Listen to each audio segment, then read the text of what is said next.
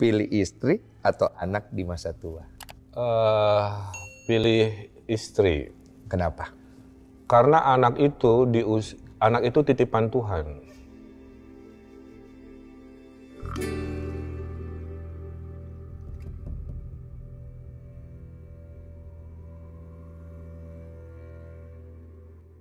Hai guys, welcome back. Aku udah lama nggak upload video.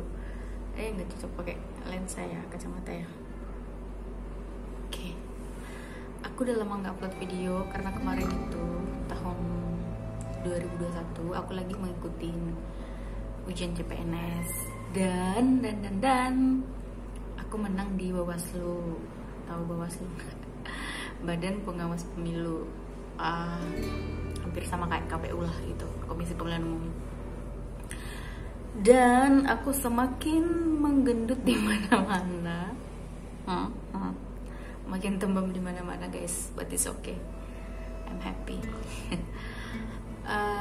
Dan sekarang aku nggak di Jakarta lagi, aku lagi di Pekanbaru, Provinsi Riau, di Kabupaten Siak namanya guys, kurang lebih 2 jam dari Pekanbaru. Kali ini aku mau coba bukan aktif sih, maksudnya akan lebih sering lagi mengupload video di YouTube. Dan kali ini aku mau bukan bahas sih guys, lebih kepada sharing gitu. Pertama, turut berduka atas hilangnya anak Bapak Ridwan Kamil, Gubernur Jabar gitu ya. Entah kenapa pas denger berita itu tuh, lihat di Instagram, rasanya kayak sedih banget guys.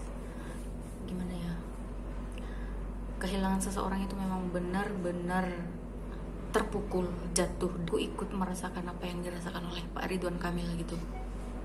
Benar-benar kasihan, apalagi Kang Eril ya, dipanggil Kang Eril, itu anak pertama cowok. Dan semoga cepat ketemu untuk Kang Eril gitu. Dan yang ingin aku bahas, maksudnya aku sharing itu, bukan sharing sih, apa ya istilahnya ya guys ya, intinya aku kayak pengen buka suara aja gitu, karena ini banyak mengkait-kaitkan terhadap podcastnya Bang Denny Sumargo. Banyak yang menghubung-hubungkannya gitu, bahwa keramat podcastnya Bang Denny Sumargo itu kayak dianggap keramat gitu guys, karena beberapa artis yang diundang itu entah secara kebetulan atau gimana gitu, ada yang sampai meninggal, kayak almarhum Vanessa Angel sama suaminya Bibi, kemudian selebgram yang terakhir itu Ana ya kalau nggak salah ya. Jadi yang kemudian ini Pak Ridwan Kamil, tapi ini yang mengalami anaknya gitu. Jadi komen-komentar netizen itu di Instagram Pak Ridwan Kamil itu kayak memojokkan Bang Denny Sumargo gitu. Stop podcast lah kamu, podcast kamu tuh keramat, podcast kamu tuh, intinya menyalahkan Bang Denny Sumargo gitulah ya. Dan entah kenapa kalau netizen secara awam itu kayaknya menganggap itu apa ya, saya sendiri gitu. Oh iya ya, kenapa ya bisa ya, kenapa secara kebetulan di podcastnya Bang Denny Sumargo itu mengalami peristiwa seperti itu gitu. Apalagi di podcastnya Bang Denny Sumargo itu, setelah saya tonton itu ada kayak pertanyaannya Bang Denny tuh sama Pak Ridwan gini, kalau boleh tahu ya Pak ya, pilih istri atau anak di hari tua gitu ya. Dan Pak Ridwan itu jawabnya istri. Nah kayak, jadi netizen itu menyerbu gitu kan, dan menghubung-hubungkannya, ini gara-gara ini nih gitu. Jadi kalau dipikir-pikir ya juga ya gitu ya, kenapa bisa kebetulan sekali gitu peristiwa itu gitu. Dan sangat disayangkan. Cuman kita nggak bisa menghindari namanya takdir. Emang podcast itu ada keramat gitu ya. Emang podcast itu kayak apa suara apa gitulah ibaratnya ya teman-teman ya. Jadi kayak kita merasa kalau masuk ruang podcastnya Bang Denny Sumargo itu kayak angker gitu, menakutkan gitu. Kalau keluar dari sana tuh kayak apa nih yang bakal terjadi gitu. Nanti kayaknya bakal terjadi sesuatu nih gitu. Nah, kalau di podcastnya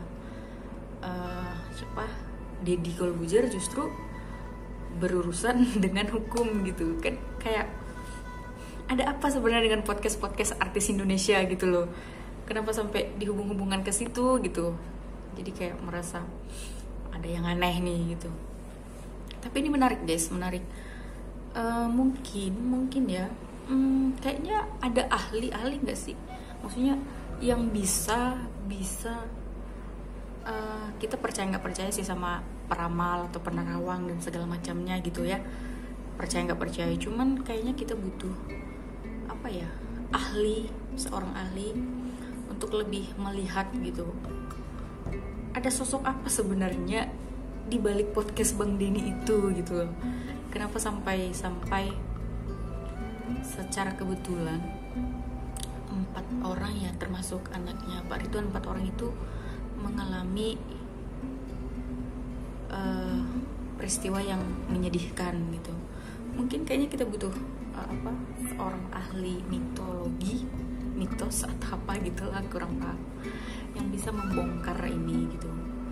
Karena bukan cuman di Bang Denny-nya yang kasihan gitu, keluarga juga ya. Bang Denny juga merasa terpojok gitu ya, salah satunya kan itu penghasilan dia. Maksudnya dia kan emang YouTuber, penghasilan dia kan main besar dari situ gitu. Jadi kalau kita kayak menyudutkan YouTube ini, ruang channel ini gitu, maksudnya menyudutkan podcastnya Bang Denny bisa jadi kayak apa ya, merasa terpojok lah gitu ya. Menurut aku sih itu aja sih guys ya. Mungkin kita kayak butuh, seperti yang gue bilang tadi, ahli mitologi atau mitos sih maksudnya, yang bisa membongkar, yang bisa menjawab ada apa sebenarnya di balik podcast Denny Sumargo gitu.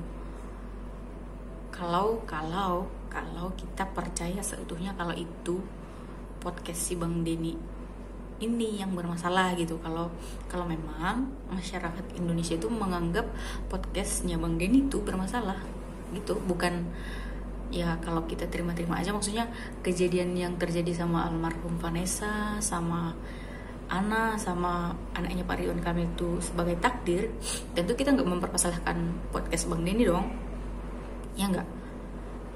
Jadi itu menurut saya, apa perlu kita mendatangkan ahli gitu untuk membongkar podcast Indonesia, artis Indonesia, podcast Bang Denny, Deddy Corbuzier gitu. Perlu nggak kita menilik itu gitu, karena biar terbongkar aja gitu guys ya. Itu menurut saya sih. Udah, aku rasa sekian.